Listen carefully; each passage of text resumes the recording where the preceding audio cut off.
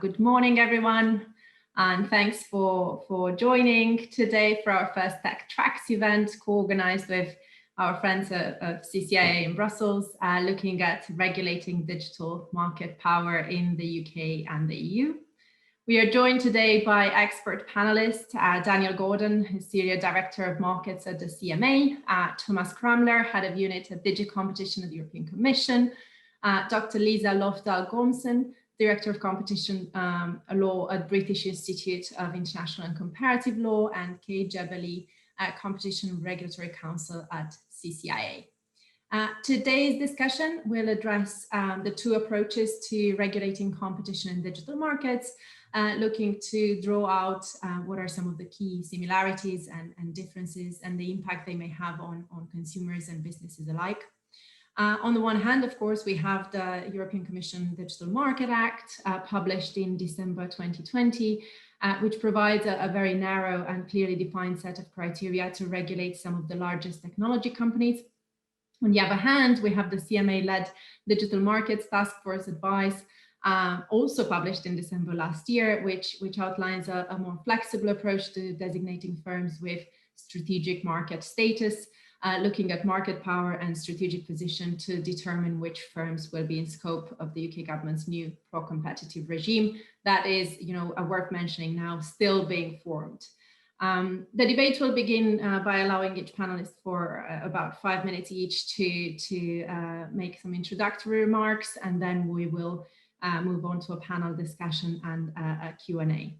But before we kick off, just very quickly mentioning some housekeeping. This event will be recorded and used for promotional purposes, so we encourage attendees to ask questions and write thoughts in the chat function throughout. So please use the chat function as you're listening into our speakers to ask any question. My colleague Lulu will be monitoring this, and we will get to the Q&A, to your questions in the Q&A later on. So without further ado, I'd like to start with Thomas. The publication of the DMA in December 2020 provided some detail on how competition in digital markets will be regulated in the EU. So it would be great if you could provide us with a bit of further detail on these proposals and how they aim to achieve a proportionate balance between regulation and protecting open markets and competition. So Thomas, over to you. Thanks very much, and good morning to everybody. What I'm going to do is I'm going to take a step back, I think, and start with how we actually got where we are. Why was this proposal actually made in the first place? I'm not going to dwell too long on the many reports that have been issued on the specificities of digital markets. I think it's there's too many now to quote them all, and many of you have read them and are familiar with it. So the scale and scope advantages that digital platforms have, the network effects that you find in these markets, the data accumulation and advantages that derive from platform business models. So all of this is obviously in the mix when we talk about regulatory approaches or even antitrust approaches to platform markets. More importantly, and what I want to focus on here is why do we think that competition law as we know it, especially in the EU, where we have been quite active in terms of intervening in platform markets over the last 15 years, we actually think that it needs to be complemented by a regulatory tool, which the DMA is. So there's obviously quite some pros in using antitrust law, competition law, and enforcement in digital markets. The case-by-case approach allows tailoring to specific market conditions, specific market circumstances.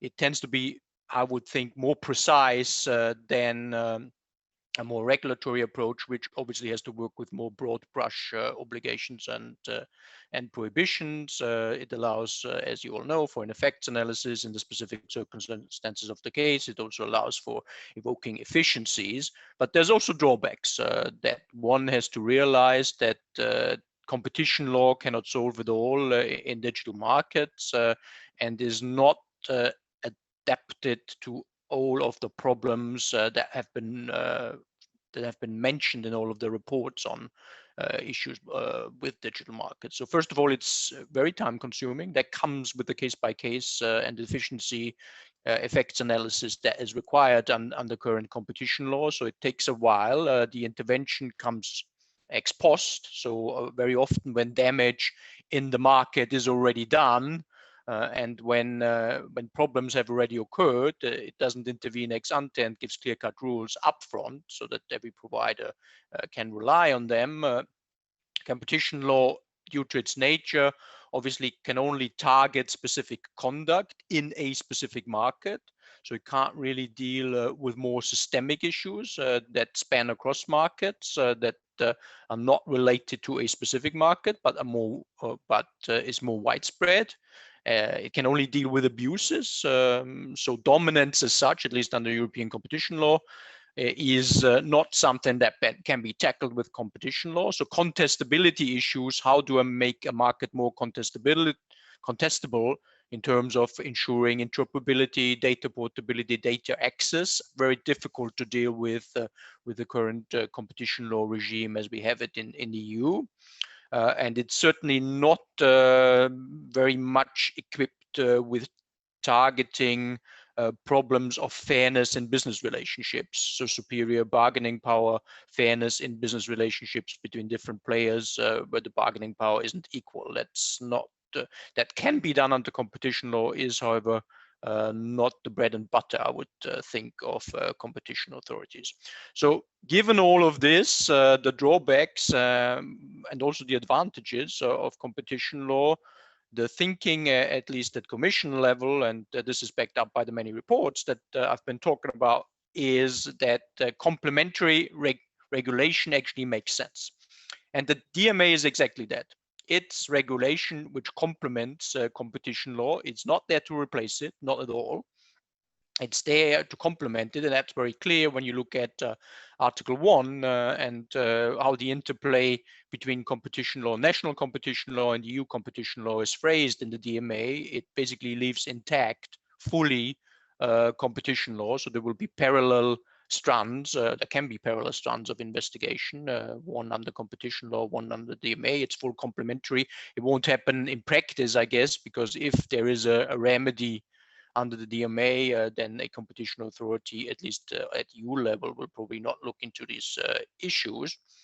But it goes, so it is totally complementary. It has two main objectives, which, as I said, are difficult to achieve in current competition law. One is how to ensure contestability of markets, so that there is more both inter-platform competition, but also intra-platform competition, that markets become more contestable at both levels, and the fairness objective, which is not new to regulation.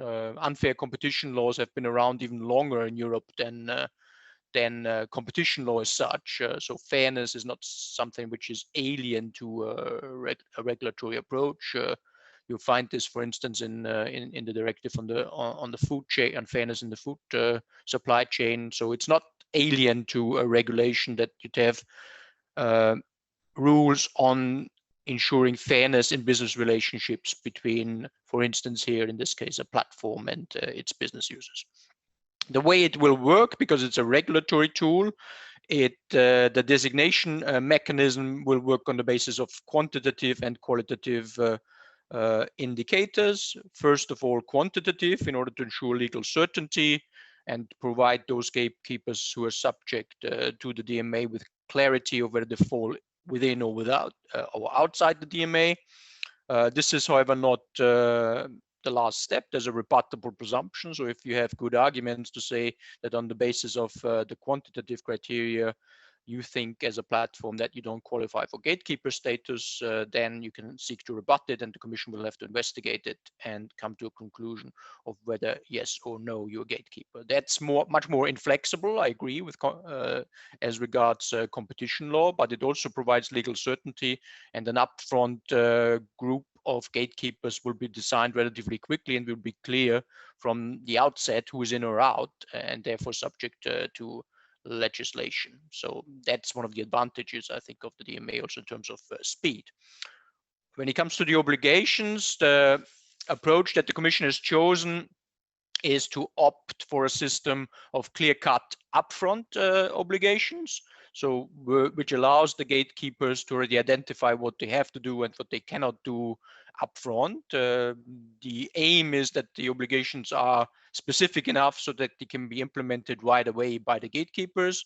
There's a difference, as you know, between Article 5 obligations, which should be self-executing from the start, and Article 6 obligations, which should in principle also be self-executing, but where there might be a need to tailor them more to the specific circumstances of each and every gatekeeper. So that's the approach chosen. That's really clearly a regulatory approach. Where upfront, the legislator takes the decision, also makes the balancing exercise in terms of harmful practices versus innovation, and balances this in the legislative act instead of leaving this to a regulatory authority in a case-by-case efficiency analysis. So that's the approach chosen because it's quicker, it's clearer, and it's regulatory. It's not competition law. That's one would have to stress, I think, throughout. In essence, the proposal tries to ensure complementarity between competition law and this regulatory approach. What is also a key component is that it is future-proof in terms of new practices can be added through a market investigation, which is much more case-by-case, obviously, than the prohibitions which you find in Article 5 and 6 now, but things can be added by means of a market investigation. So there's a future-proof element in it. And last but not least, what is quite important from our perspective is, and that it should also be important for the gatekeepers that might be subject to these rules, is that the enforcement should be centralized. That's important for the internal market. That's important for legal certainty, that there won't be 27 different regulatory approaches, but there will be one which is centralized with the Commission as the enforcement body. And I'll leave it, I think, at that for an introduction. Happy to enter into discussion on the merits of this approach. Thank you.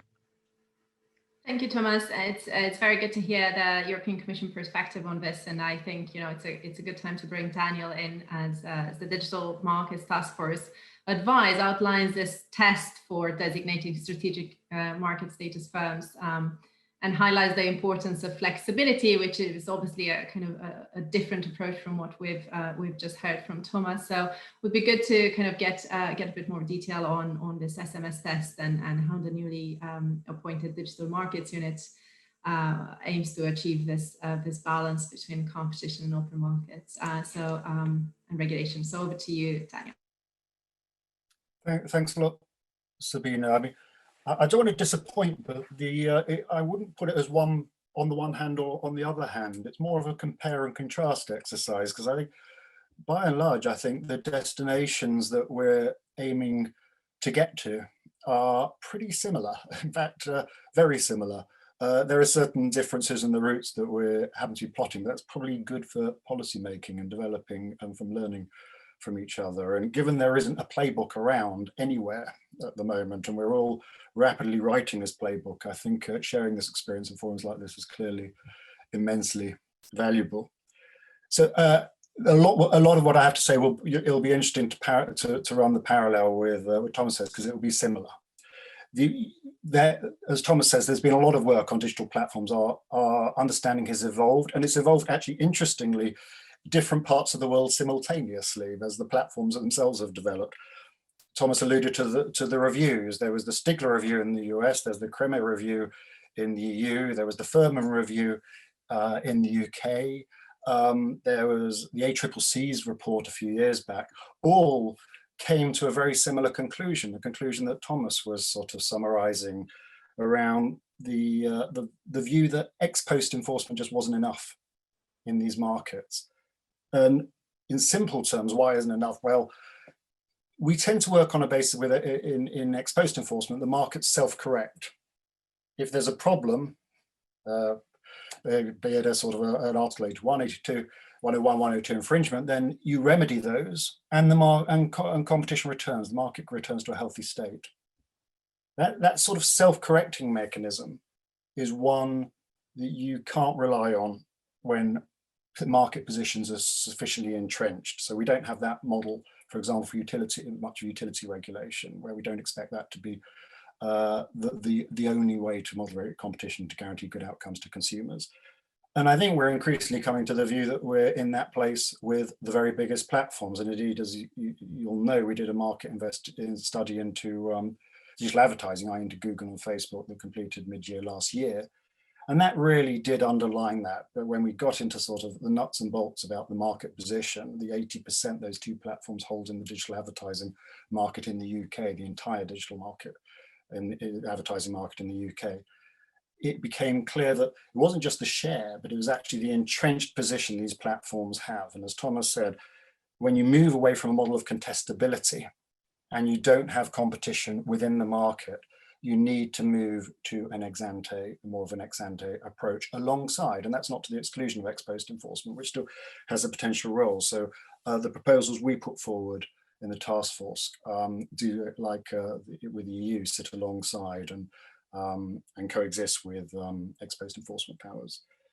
So recognizing those findings, we were asked by the market study, the government asked us to make recommendations about what a regulatory framework would look like. And that was the work of the task force that you said, Sabina, reported in December. We, in writing our own sort of making recommendations for something that we potentially might take forward, we needed to set ourselves some constraints, some clear principles. And we set 5 principles in all, but just, I think the 2 most important ones were on the first was that it should be evidence-driven and effects-based. And the second was that it should be proportionate and targeted. And those I just emphasize, one for a number of reasons, but first, as a regulator, we're independent, and obviously we don't want to overreach. We want to sort of do something that is legitimately within our virus, and that Parliament and the UK government will decide for us. The second is about the risk of unforeseen consequences and potentially business chilling. I mean, it's worth noting in these markets, of course, that when we might be very concerned about the biggest platform in its core market, often when we've done merger assessments and other competition assessments, we're looking at those very same businesses as potential entrants or in other markets. And that's something that is very beneficial. We don't want to cut across inadvertently. And the third point I'd like to make is just that the remedies actually are potentially complex. We know this from the work we did in the market study on Google and Facebook. There we didn't just want to say, look, things must be done or there should be interoperability, but actually you've got to spend some time thinking about what form those sorts of remedies take. And I think there's a lesson for those of us who are primarily focused on competition enforcement as opposed to regulation. The regulators know this. I mean, I used to work in a regulator myself, and actually it is quite a messy business, remedies, and sometimes we are at risk of understating their complexity when it comes in competition policy. Then just turning to the proposals. So as you said, our proposal is based around strategic market status, SMS. There'd be a designation process. That process would be an evidence-based assessment, much along the lines that we already carry out in our market investigation framework that has been running for considerable time. The designation refers to activities, not to the entire enterprise. So if we were focusing, for example, on Google, we might focus on search, but not on voice assistants or something like that. The designation would apply potentially to that sort of area, not necessarily to the whole business as a matter of course. The legal test, the threshold we're sort of setting out has 2 components. The first is based on entrenched market power, for the reason I was just saying about the lack of contestability being absolutely core. And the second is strategic status, and we set out some sort of high-level views about that, what dimension that might take. But the key message is that the impact of that market power, how wide that spreads and how profound the impacts could be. So that's the designation process. And then the SMS platforms, the activities that are designated, then there are 3 elements to sort of the policies that follow. The first is a code of conduct that is aimed at a high level to curb the exercise of market power. 2 points just to make about that. The first is that we would write that it would be there'd be high-level principles that are in the legislation that would be consistent and apply to all SMS designation, but the guidance will be bespoke and written for the platform and that activity in question alongside the designation process. So as we're understanding the nature of the problem, we're developing the framework for the solution as well. And the other bit, as I say, is that it just relates to the SMS activity. So the code of conduct that would apply, for example, for the sake of argument, on search wouldn't apply to voice assistants. That would be the automatic threshold. The second element is what we're calling pro-competitive interventions. And if the code of conduct is about curbing the exercise of market power, this is getting to the sources of market power and opening up that contestability. So the sorts of things that come under this banner are measures of interoperability of data portability, shifting defaults, potentially operational separation. Those sorts of things are all about opening up the source of market power. And they will be carried out through a set piece process, a specific process identified at that with a clear harm identified, and then determining the proportionate and effective response to that.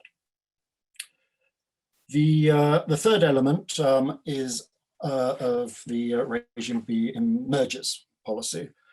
And that is basically to address the challenge of under-enforcement that's perhaps more widely than just digital markets, but I think people are particularly concerned about that issue in digital markets, and particularly the big platforms. And one of the challenges that we've all grappled with there is the very high levels of uncertainty in these markets, but the very big impact of decisions. And so we're proposing, amongst other things, that the threshold for a problem for a blockage for infringement would change. So that's in summary where we are. You'll see there are a lot of parallels really, and so I do see it very much as a compare and contrast exercise, and look forward to the discussion that follows. Thank you very much, Daniel. Some really interesting points you've made there about the kind of UK's approach to getting to the same destination as the European Commission wants to. Maybe this is a good point to kind of bring Kay in, given your experience working with some of the largest companies that seem to be in scope under both regimes.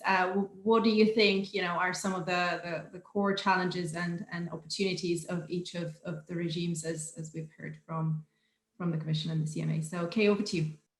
Thanks. And yes, I do work for the Computer and Communications Industry Association, which has a number of members across the technology industry, from hardware manufacturers to infrastructure providers to gateways or gatekeepers or SMS firms, firms that are likely to fall under the scope of these new proposals, and a lot of smaller digital ecosystem players that use the ecosystems of the bigger players. So, but I do need to preface, and I am speaking in my personal capacity and not on behalf of any of the CCIA member companies or CCIA itself. That being said, very happy to be having this debate. I think it's important that we do discuss these points, especially as it's hard to do these kind of informal chats that we would normally have on the sides of panels and conferences, and at least virtual conferences. We do get an opportunity to talk and debate, and so that time at the end for questions and answers, I do encourage everyone to participate. I do want to just address sort of the bigger picture here. There is, I mean, this idea that ex post enforcement is not enough, and self-correcting mechanisms can't be relied on in digital, perhaps in digital markets, not just energy, railways, telecommunications, but also in these very dynamic digital products and services. But to me, it's sort of, is that really measured by outcomes, consumer welfare, or is that being measured by market structure? It seems to me that actually a lot of it is about size and concentration. People aren't happy with the inequality that they see in the economy and in the modern society at large. And so, we have to look at, like, where does this inequality come from and how do we level the playing field? And of course, bargaining power can come from a monopoly control over a digital bottleneck, just as a physical bottleneck, where business users are dependent, or what the UK Furman report called a position of enduring market power over a strategic bottleneck or gateway market, where a firm controls others' market access and where there are many dependent users on either side. I think the UK approach on SMS comes closer to this actual bottleneck, but we have to realize that is one source of inequality. I mean, there's another part of inequality, so to say, or changing market dynamics. That things aren't the same as what they were. The global economy has developed over the last 40 years. It's not just the great work that the European Commission has done on deepening the internal market in Europe, but free trade agreements with countries all around the world have opened up competition between suppliers from everywhere. Internet has accelerated this, where you don't need to be physically located in the same place as a potential customer. You can reach them from wherever you are in the world. That, of course, puts incredible pressure on suppliers. Schumpeter called competition a gale of creative destruction, a never-ending process of weeding out the sluggish and the inefficient. And of course, those who lose in this competitive struggle do not view the outcome as just. That's a quote from jurist Frank Easterbrook, who also said that this creative destruction produces victims before it produces economic theories and proof of what is beneficial. And I think that's kind of a bit of what's been lost. We have a lot of great reports that have come out that talk about the theories of harm, but we do have very little understanding of the theories of benefits. And this is acknowledged. Kramler report says that because of the innovative and dynamic nature of the digital world, and because its economics are not yet completely understood, it is extremely difficult to estimate consumer welfare effects of specific practices. And that our insights into possible countervailing efficiencies are still evolving. So we're in the risk of falling into this trap described by Nobel Prize winning economist Ronald Coase, who said that, in 1972, if an economist finds something, a business practice of one sort or another, that he does not understand, he looks for a monopoly explanation. And I fear that the reliance on a monopoly explanation is frequent, and we're at risk of going after those monopoly explanations or putting those in the prominence, which will have unintended consequences on all the benefits that some of this conduct generates.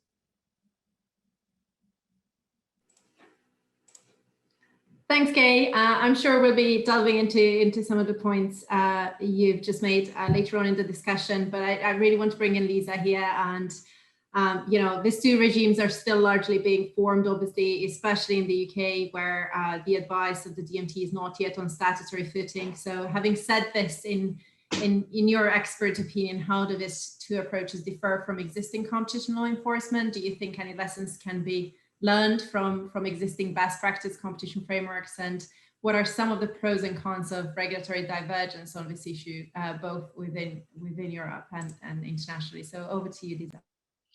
Thank you very much, and thank you very much for inviting me here today. It's of course always a bit difficult to be the last speaker, because anything you really wanted to say has already been said. So I will improvise as we go along.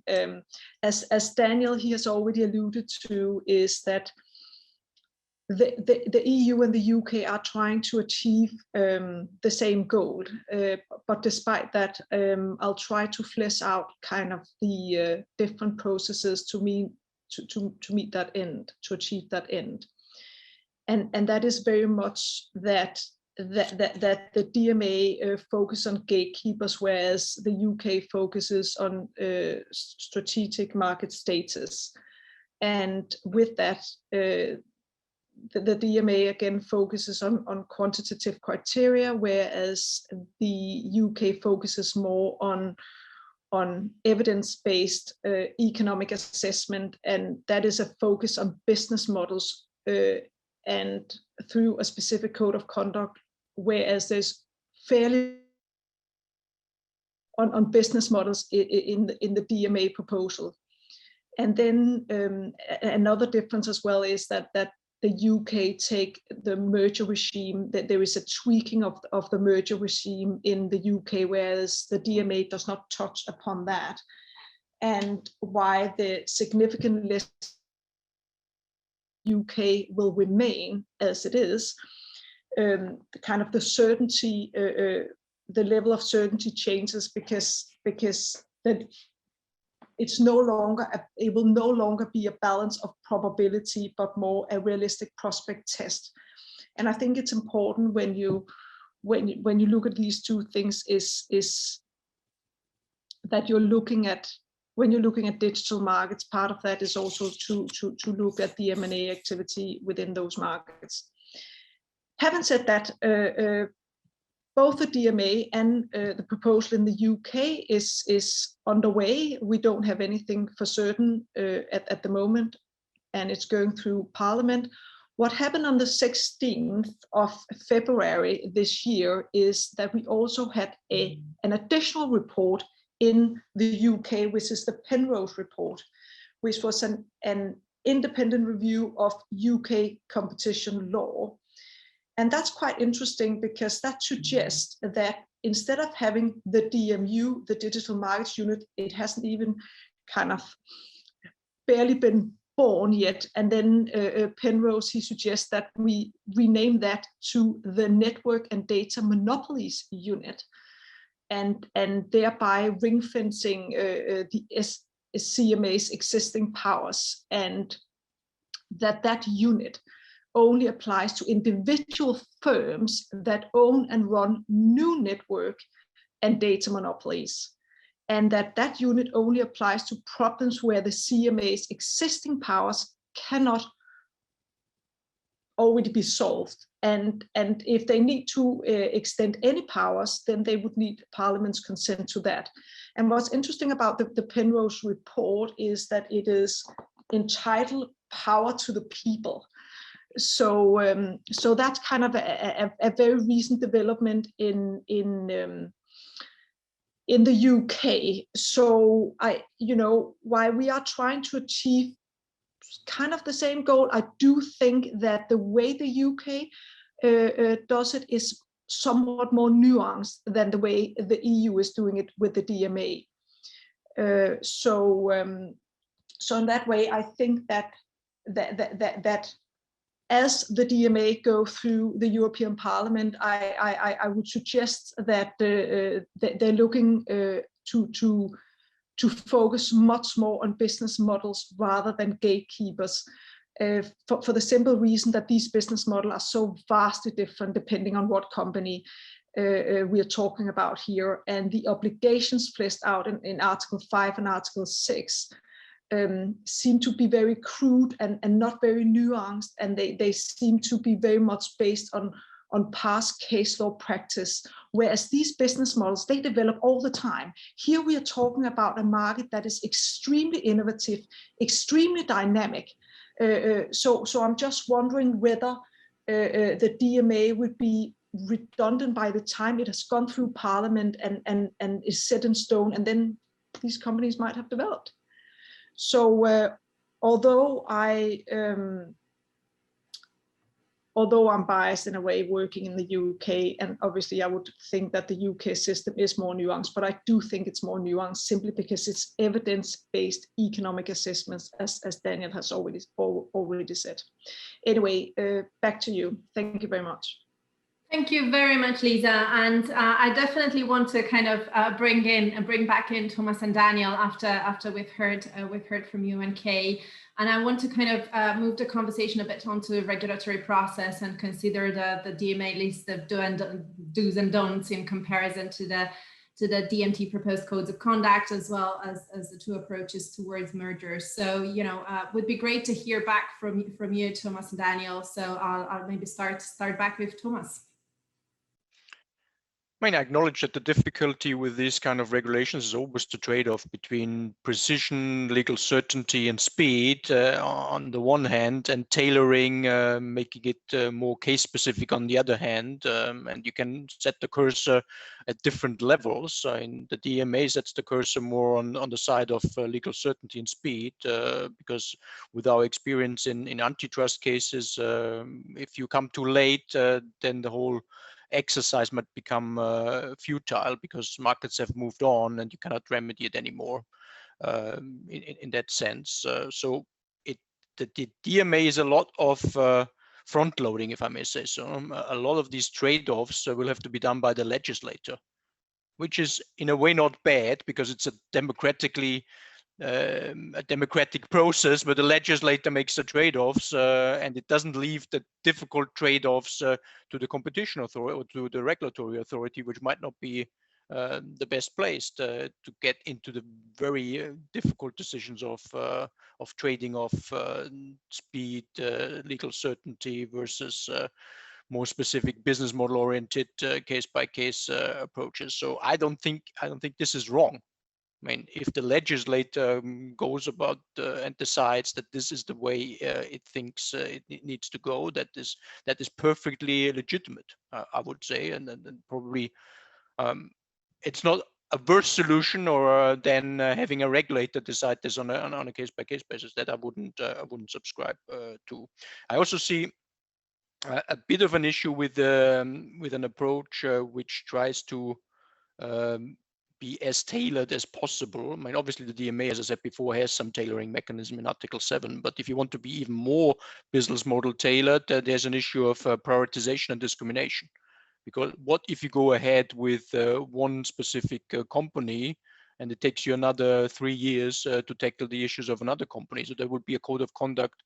Imagine a code of conduct for advertising, for online advertising in place, but not for advertising on marketplaces. How would that level the playing field, for instance? So it also has some inherent difficulties to go down that route. Whilst in an upfront model where the obligations are clear cut for everybody, you evacuate this problem right away. Then one word on mergers. Obviously, we're in a different situation here. We have the merger regulation, which cannot be changed apart from by unanimity in council. So it's not easy to change the EU merger regulation. We have Article 22, which allows for referrals. We think that most of the tech acquisitions that we should have looked into, we actually did either through the referral system or through our thresholds. Actually, did get a chance to look at. So I'm still not convinced, and nobody has yet given me that case which we missed out in terms of the thresholds that we haven't seen, and the DMA has one provision in place that basically specifies that the mergers at least have to be notified or informed. The Commission has to be informed about such concentrations. It doesn't do away with the rules on the merger regulation, but as I said, I think with the referral system under Article 22 plus our current merger enforcement, I don't think the Commission can be accused of not having looked into the tech deals that were important in the last couple of years. We did look into Apple Shazam, for instance. We did look into a lot of Facebook acquisitions, a lot of Microsoft acquisitions in the past. So I'm challenging you to give me the case that we've missed out actually on the basis of the current rules. Thanks a lot, Thomas. Maybe Daniel, do you want to come in here as a kind of reaction to all you've heard from the co-panelists, but also kind of talk a bit about the regulatory approach? Thanks. Happy to. But I don't think that final challenge was to me, Thomas. So I'll duck that one. On this sort of, so I think Thomas set out the trade-offs quite nicely and clearly. Look, I mean, I think one of the things that we have in mind and drives the approach is when we're thinking about deeply entrenched market status at the moment, we're thinking of a handful of companies. Now we're thinking of a large number of companies. I think that issue about timeliness and sort of spillage becomes a bigger challenge, but we are thinking, we have in mind a handful of companies, and we have a bit of a, we've gone through effectively a fair bit of this process for Google and Facebook in the context of the market study, which took us a year to draw conclusions on including remedies. So, and you know, but I think we will see when the rubber hits the road on these things. What we would like to do is use the powers we have prior to the legislation coming into place, so to make sure that we've done the necessary work beforehand, and that we can address those potential inequities that Thomas was alluding to, and start with as fully fledged a view as we can, and to make sure that the people, the platforms we think need to be captured are in a position to be captured, and those codes of conduct are designed in place. I just want to respond to Kay's point, because it's often put, and it surprises me often, because there's clear evidence of detriment, right? I mean, it's not just that there's not an issue of just size here. We're not, you know, we're coming at it from the technocratic agency point of view. You know, if we look at the market study that we carried out last year at Google and Facebook, there was clear evidence of static market power. The point is often put because the platforms are free to users, but of course they're not free to advertisers, and advertisers are adding cost to products that are paid for by consumers. The average UK consumer is, when you break down the total digital advertising market, the average UK consumer is spending £500 a year on that, right, effectively. And we're finding clear evidence of higher prices on a like-for-like comparison of Google versus Bing, you know, through econometric exercise, for 40%, 30-40% higher prices. That's the classic static market power assessment, just showing that side of the market feeding through to consumers. The other, of course, is the case that was, you could sort of say that if people are playing with their data, are they paying too much data? And that, of course, is the underpinning of the Bundeskartellamt, the German competition authority's case against Facebook, which is, of course, a static market power, but it's an argument, but it's in a different format. I don't think that would be that's pretty standard in a way. But of course, I mean, I think the bigger issues here are about exactly the ones that you alluded to, Kay, about Schumpeterian creative destruction.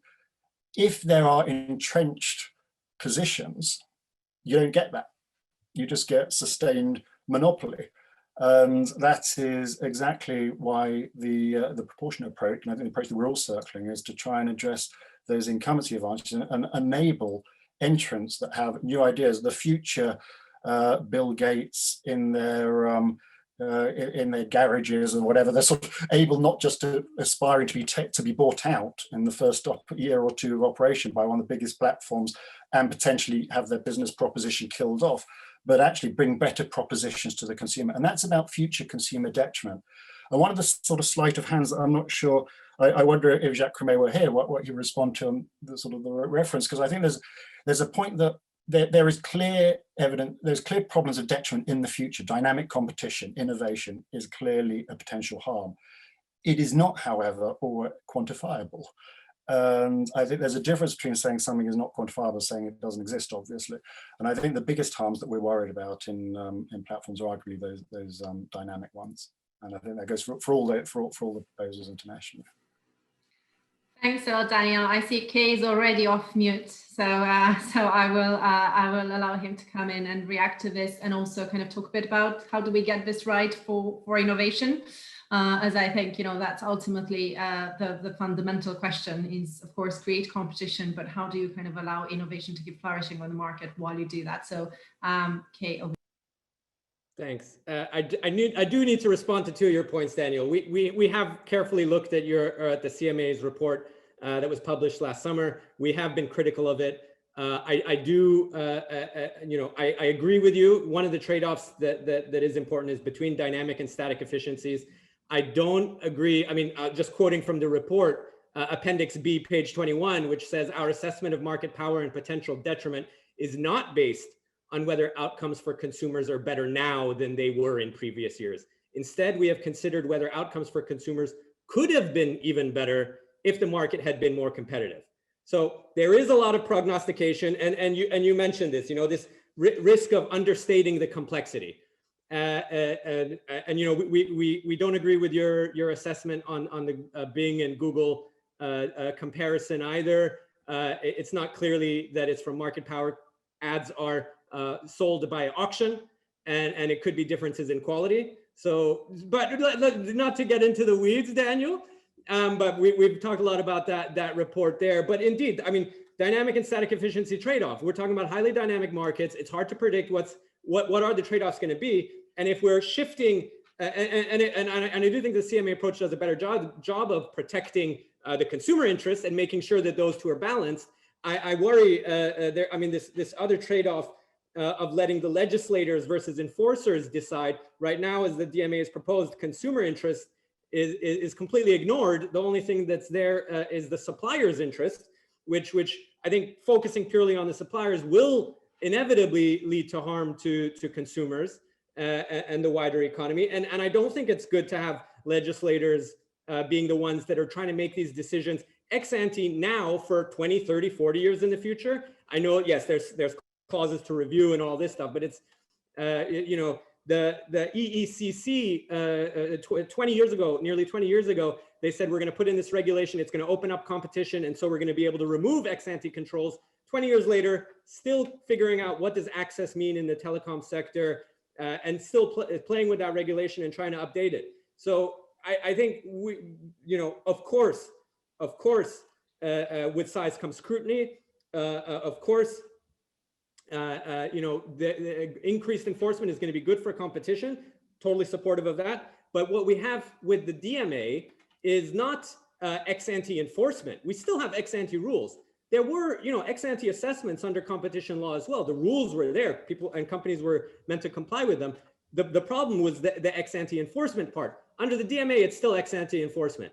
At least the UK approach has a real participative element of ex ante enforcement, where you come in before there's a violation, and you're able to engage in a dialogue. It's going to build up that expertise, that knowledge, that understanding of markets that is critical to make sure that we have good regulation.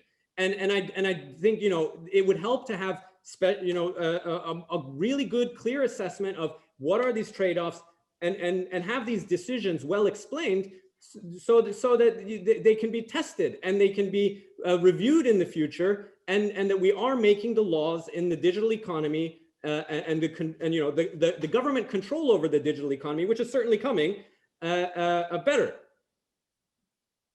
Thanks, Gay. So I want to just for the next 5 minutes or so, I want to touch on international cooperation, coordination, and enforcement. Obviously, we've talked a lot about kind of getting to the same destination through slightly different routes. So maybe I want to kind of bring in Liza here, you know, and talk a bit about how important it's going to be for the UK and the EU frameworks to not necessarily align, but not diverge significantly, considering extraterritoriality and enforcement, and how might this work in practice, and what are kind of the opportunities and risks. So Liza, over to you. Yeah, thank you very much. Before I'm answering that question, I would come back to a point that has been touched upon. You all seem to be saying there's clear sign of detriment, but I'm asking to who? To consumers. Well, that's one of the blind spots of competition law, isn't it? Because everybody's going around talking about consumer welfare. But I mean, very, very few enforcement actions has been focused on direct harm to consumers, exploitation, right? Compared to the cases that are taken on exclusion. And that's it. This is where I think that the UK is doing a very good job in the code of conduct, because 3 objectives, the code of conduct have 3 objectives, one of those being fair trading, which is an exploitation objective. So, and I don't see much in the DMA that focuses on the direct harm to consumers. Here we have it. The digital markets are highly competitive. They are innovative, exactly where consumers harm. So I think we need to focus on the direct harm to consumers here. That was one thing. And then in terms of your question about divergence, it's quite clear that the UK is no longer part of the EU, but that doesn't mean we fall off a cliff, because EU case law is ingrained in the case law we have in the UK over so many years. So it's not that we are suddenly going to do something completely different. And I think that the cooperation we have with the European Commission will continue. And of course, the CMA, as well as the other regulators, sector regulators in the UK, have ongoing conversations with regulators all over the world. And given that these markets are global and many of these companies are global, it would be fairly weird if we have diversions across the board. If Australia is going in one direction, Asia is going in another direction, to the US, to the EU. So I don't think there is too much of a danger that we will see divergence. If you look at all the reports that Daniel, he so kindly listed when he spoke, you would see that they have reached similar results. So I don't think that divergence would be the first risk. For me, it's much more about, have you really considered the trade-off of imposing regulation? I mean, you have to be careful what you wish for. I'm working as a senior advisor for the Financial Conduct Authority in the UK. And I mean, we are a heavily regulated industry, and the unintended consequences of PSD2 is in full flesh. And I'm just wondering whether we have thought about the unintended consequences of this regulation. Yeah, back to you. Thank you. Thanks a lot, Liza. So maybe on this point of kind of international cooperation, I'll turn over to Thomas and then Daniel as well. So Thomas, over to you. Yeah, if I could just make one point before on consumer versus business users, and the consumer interest wouldn't be taken into account in the DMA. I'm not sure that this is correct. If you look into, obviously you need to look into the provisions separately, and some of them are very much focused on contestability and empowering consumers. If you talk, for instance, take the one on data portability, which is clearly given a right which goes beyond the GDPR in terms of access for consumers, basically modeled along the PSD2, and hopefully the drawbacks of PSD2 that you mentioned will be sorted out in this regulation. And then data combination, for instance, a clear opt-in right for consumers not to have their data combined by the platform. And these are provisions which clearly empower consumers, which take into account actually wishes, I would think, of consumers, and which take away, or at least the proposition is that would take away market power from the gatekeepers and empower consumers.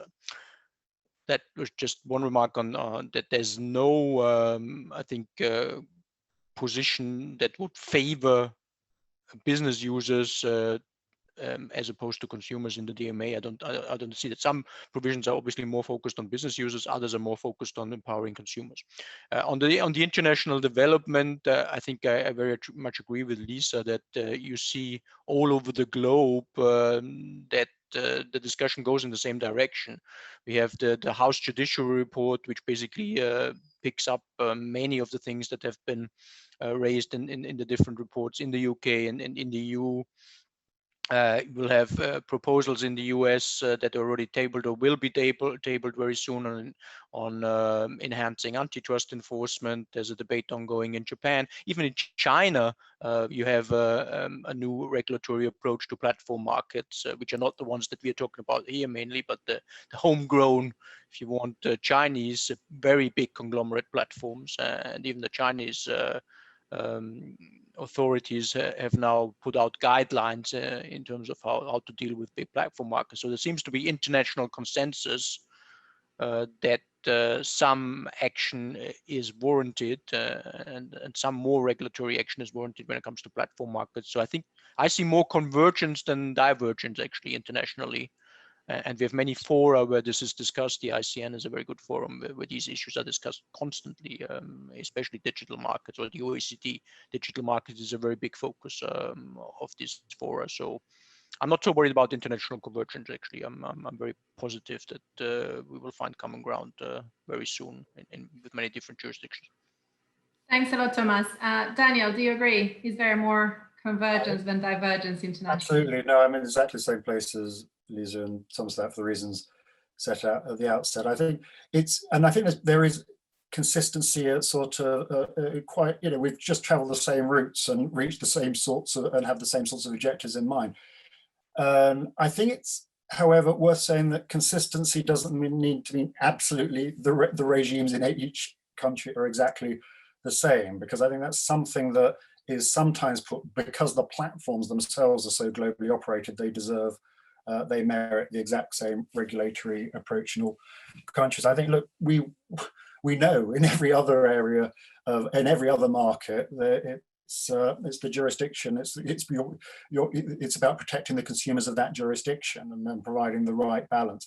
And it's not beyond the realms of possibility that different jurisdictions will draw different conclusions about the balance of risks that they're willing to tolerate and those that they're more worried about. You know, we haven't really talked about privacy, but if there's somebody see a trade-off between privacy and open data, then you know, you could easily imagine different jurisdictions wanting to draw different risk profiles around those and reach slightly different conclusions within that same broad destination. I mean, I think one of the things I just want to emphasize there is this isn't about getting rid of the platforms at all. It's about actually, they provide extremely good services. We all know this. The counterfactual that we all want to see is more competitive platforms and a wider and stronger, more sustained tech sector that itself will deliver those benefits to consumers. So it is actually, there's a risk often of conflating being sort of challenging the platform's position with being anti-tech. And that the opposite couldn't be further from the truth. The proposals that I think we all have in mind are about opening up the market and supporting the tech sectors, and so that they do bring those benefits to consumers internationally. Thanks, Daniel. That's a very nice note to kind of end your remarks there. What I would say is I would give everyone like 30 seconds just for the last point. If you had to say what would be one outcome that would determine whether what we are doing now had been successful in like 10, 20 years time, what would that be? So I'll go for like, you know, very quick round, maybe starting with Kay. Thanks. On that last point, divergence, I think it's inevitable. There is already divergence. There's a Chinese digital products and services, and there's digital and product services available everywhere else in the world. I think there's going to, unfortunately, I think there's going to be more fragmentation going forward, but which is good. As Daniel said, some countries are going to want to have better products and services in their place, or what they judge is the right balance between the consumer interests and suppliers' interests. I think in terms of evaluation, really, like, let's say there's a new product that's good for consumers, would be great, new innovations and developments. But it would be a violation, say, of the ex-ante rules of the DMA. It would be prohibited. There's no flexibility in those rules, really. There's no way of allowing such a pro-competitive new product. I think under the UK approach, it's more likely that it would be approved. And that would be, that's, I think, is a better outcome. We risk, we don't know what the future is going to hold, but it would be really good to have as many future innovations to deal with future crises like this one. It's incredible that we're all able to have these kind of virtual conferences thanks to technological innovations. And it's important to keep that engine going. Thanks, Kay. Liza. Yes, I mean, I just have one comment. The amazing companies that have developed within the digital sector in the last 20 years. Thank you. Thanks, Liza. Thomas? Yeah, I just want to encourage you actually all to participate in this dialogue that's ongoing. I think we're not yet there. There's a proposal out in terms of the DMA. This will need to be fine-tuned and will certainly be fine-tuned along the way.